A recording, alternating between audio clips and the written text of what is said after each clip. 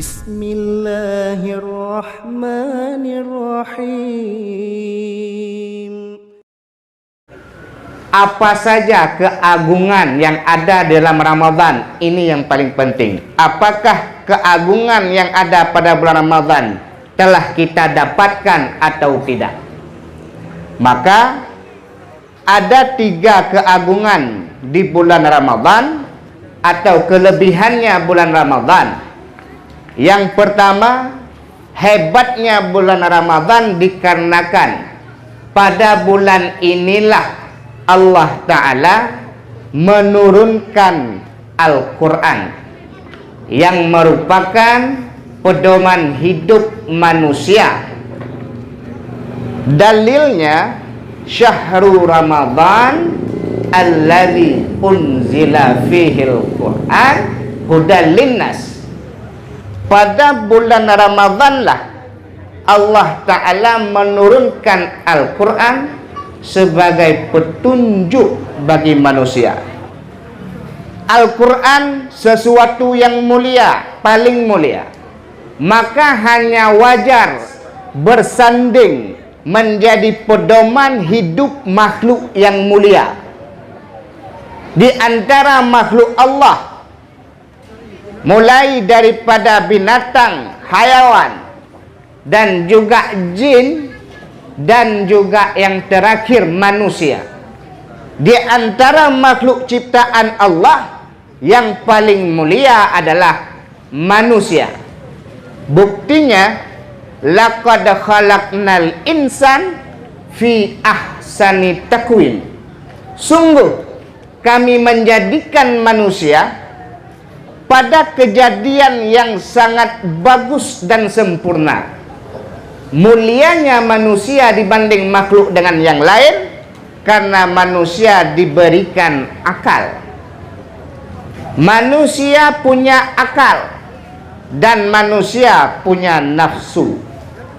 Maka kemuliaannya manusia mengalahkan nafsu dan memperidrakkan akalnya pada tempat yang Allah perintahkan, sehingga mulianya manusia. Karena manusia makhluk yang mulia, pedomannya pun wajib yang mulia. Karena itulah pedoman hidup yang mulia Al-Quran diberikan untuk manusia. Mulianya Al-Quran tidak hanya isinya, sampai kepada pendampingannya. Siapapun yang mendampingi Al-Quran itu mulia. Bulan turunnya Al-Quran mulia, Ramadan. Sampul di Al-Quran pun mulia, walau sampulnya terbuat daripada kulit lembu atau kulit kambing. Kulit kambing jadi bedu, setiap hari kena pukul, Pak. Kenapa? Salah kawan. Maka kawan berpengaruh. Kita berkawan dengan yang mulia, kita naik mulianya. Maka Al-Quran mulia di mengenai kulit kambing mulia. Apalagi manusia yang isi kepalanya Al-Quran, maka manusia tersebut pasti mulia. Hafizah mulia karena isi kepalanya Al-Quran. Kita pun manusia akan mulia bila mempedomani hidup kepada apa saja yang ada dalam Al-Quran. Ini keagungan yang pertama. Keagungan yang kedua, pada bulan Ramadan ada satu malam yang malam tersebut melebihi ibadah 1000 bulan yang dinamakan dengan Lailatul Qadar. Dalilnya, Bismillahirrahmanirrahim. Inna anzalna fi Lailatul Qadr. Sesungguhnya Al-Quran kami turunkan pada malam Lailatul Qadar. Wa ma adraka ma Lailatul Qadr.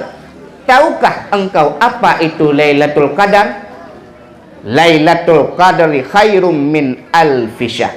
Lailatul Qadar adalah malam yang malam tersebut baiknya, kelebihannya melebihi daripada malam 1000 bulan. Oleh karenanya bulan Ramadan keagungan Ramadan itu ada Lailatul Qadarnya. Kapan Lailatul Qadar? Khilafiyah pendapat ulama. Ada yang mengatakan malam ke-1, ke-3 dan seterusnya yang ganjil. Diperkecil lagi, ada yang mengatakan malam 17, diperkecil lagi, dipersempit lagi, ada di malam yang ganjil di 10 akhir Ramadan. Inilah kita sedang berada di tahap, di fase pendapat yang mengatakan terdapatnya Lailatul Qadar di antara malam-malam di 10 yang terakhir. Kita kejar ini supaya ibadah yang kita lakukan bisa bernilai lebih daripada 1000 bulan. Yang terakhir, keagungannya Ramadan adalah Allah perintahkan pada bulan ini, yaitu berpuasa. Dalilnya, ya ayyuhalladzina amanu kutiba alaikumusiyam kama kutiba alal ladzina min qablikum la'allakum tattaqun. Pada bulan ini wajib berpuasa.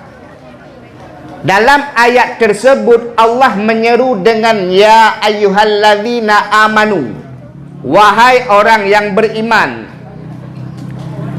Allah Ta'ala memilih redaksi bukan ya ayuhan nas, tetapi redaksi yang Allah pilih pada kalimat ayat tersebut ya ayyuhalladzina amanu, wahai orang beriman.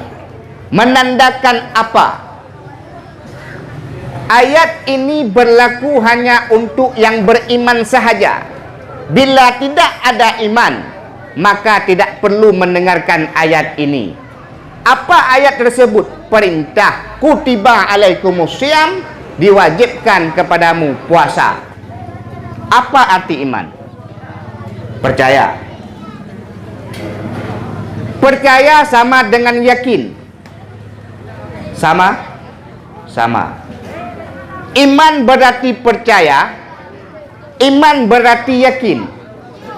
Dalam bahasa, percaya atau yakin ada dua. Yang pertama, yakin secara qat'i, artinya yakin secara terputus. Apa maknanya? Keyakinannya tidak berefek kepada perbuatan. Contoh,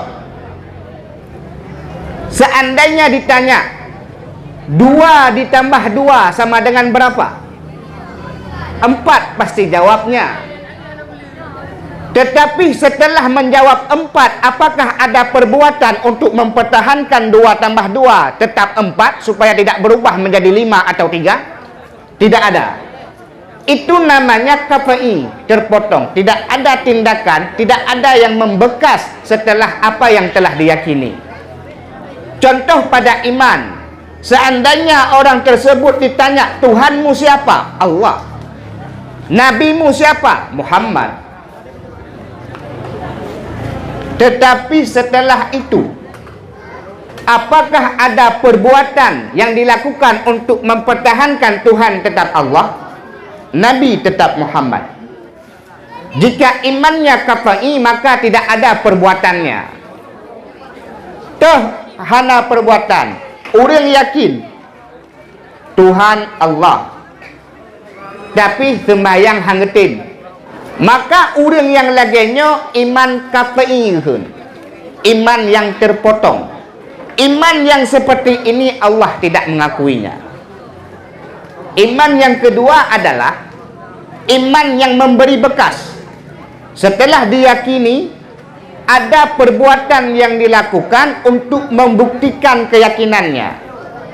Contoh, nasi kotak yang telah ada di depan, kapan itu kita bisa meyakini kenyang? Saat tangan membuka kotak, saat tangan mengambil nasi dalam kotak, di saat mulut terbuka, tangan membawa nasi yang ada ke dalam mulut, dikunyah-kunyah, masuk perut, kenyang. Bukan satu suap, satu kotak belum tentu kenyang.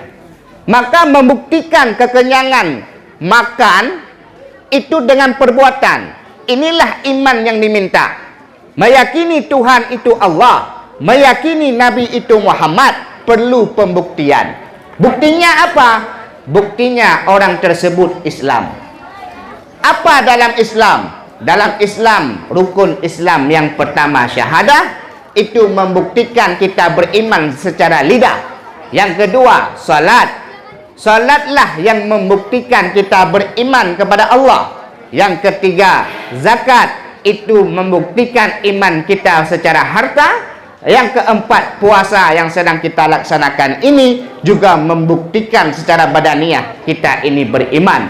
Yang kelima adalah haji atau umrah, membuktikan keimanan kita secara badaniah dan juga secara maliyah, secara badan dan secara harta. Oleh karenanya, iman yang seperti inilah yang dipanggil dalam ayat, ya ayyuhalladzina amanu kutiba alaikumusiyam kama kutiba alal ladzina min qablikum la'allakum tattaqun. 3 keagungan dalam bulan Ramadan, yaitu dalam bulan Ramadan adanya Lailatul Qadar, dalam bulan Ramadan turunnya Al-Quran, dalam bulan Ramadan Allah perintahkan kewajiban puasa. Sadaqallahul azim.